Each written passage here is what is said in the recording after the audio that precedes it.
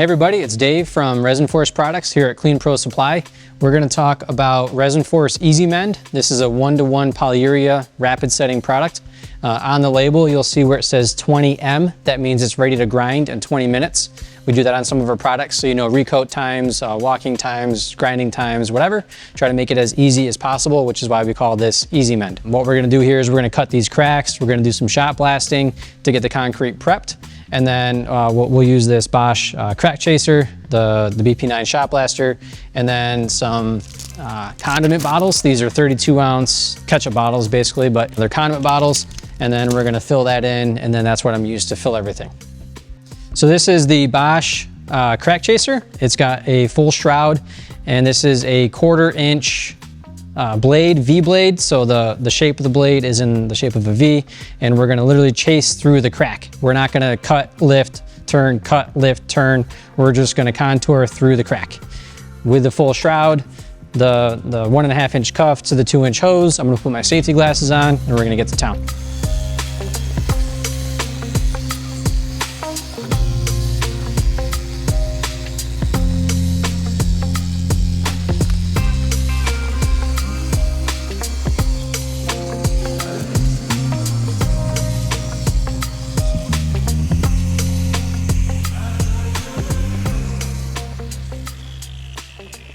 We cut the crack out. You'll notice I did a couple of them twice just because of how wide the cracks were. I wanted to get one on one side and then come back and do it again on the other side just to get both walls of the crack. You'll notice here how the blade is recessed down about 1/2 inch to 3/4 of an inch.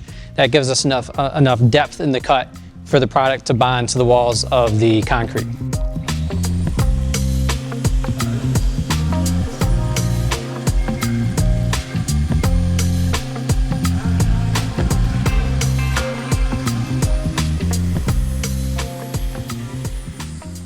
So now I'm gonna pick up the shot after shot blasting. We have this little magnet.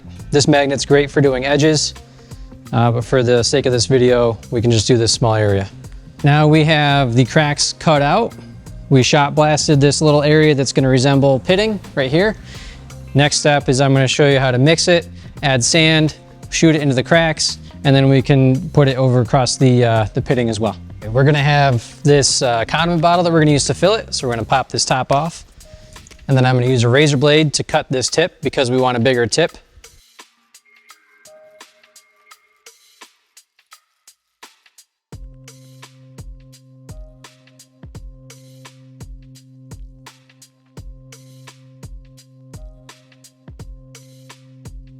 And put your A cap on your A lid.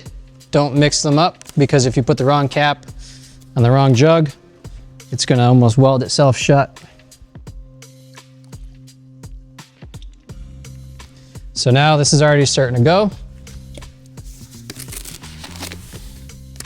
So I'm gonna mix this for about 5 or 6 seconds and then start adding my sand. I'm adding in about another 8, and if you wanna go heavier, 10 or 12 ounces of sand. Now one of the really nice features of this product is the sand stays suspended in the EasyMend. It'll sink a little bit, but for the most part, it stays suspended like a slushie. So I'm gonna pour this in here. So what I'm gonna do is fill this in the joint here, or the crack. Just slightly overfill it. If you overfill it too much, you're just gonna have to grind that much more away. Now when you get to a spalled area, fill this in here and just kind of even it out a little bit, and then you can use a hand trowel or a stick, whatever you want, and just make it flush. But you have about 6 minutes to work with this. So it's real easy to use. You can form it, you can trowel it, you can repair aprons. You could even use it for cove, I suppose, if you really wanted to. Probably a little bit quick for cove, but any little repairs you need to do, real simple. And see how runny that still is? Once we hit that 6 minute mark, that's when it's just gonna snap. And you'll see that once this cures, in about 15 minutes, it'll be ready to grind. maybe 20 at most. Looks like I'm out. This will dry and cure gray. That works great for the cracks and the deep spalls, but when you have really shallow spalls, such as these little dimples here, of course we're gonna shot blast that first. Right now this part's not shot blasted, but I'm gonna show you anyway.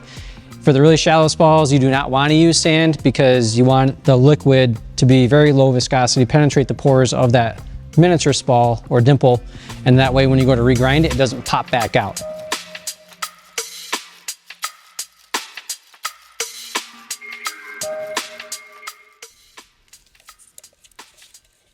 And we'll mix this, if you're just doing a liquid, since we're not putting the sand in and continuing to mix, about 10 to 20 seconds is all you really need. Just to make sure it's uniform, 1 to 1. This is gonna dry gray. Once we're mixed, now what we can do is come in and pour it into our little spalls. Like that, whoop, a little too much actually. Doesn't take much.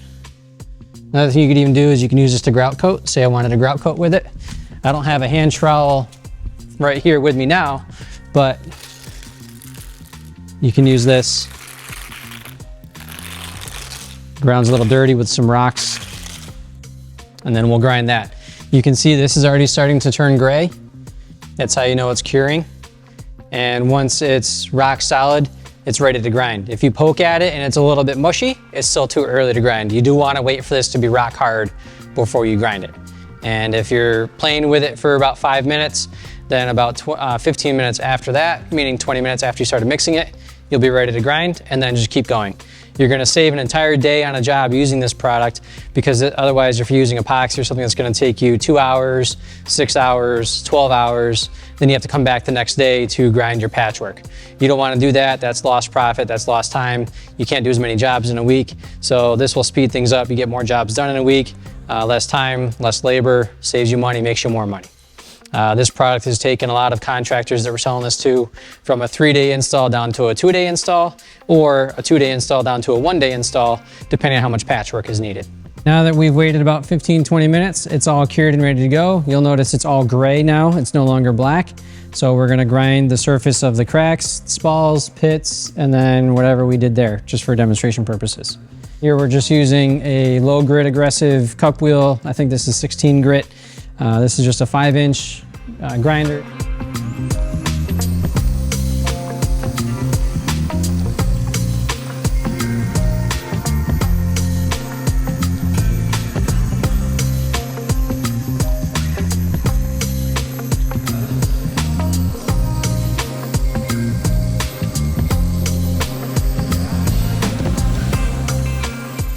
Everything's all ground up, and the idea, of course, is to fully abrade everything.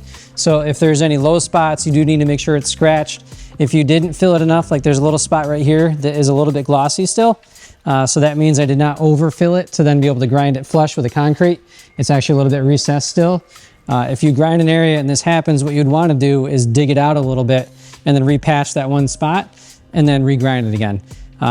If you just leave it like this and then you put your epoxy on top of that, it will stick, but it won't bond because it's actually a little bit glossy.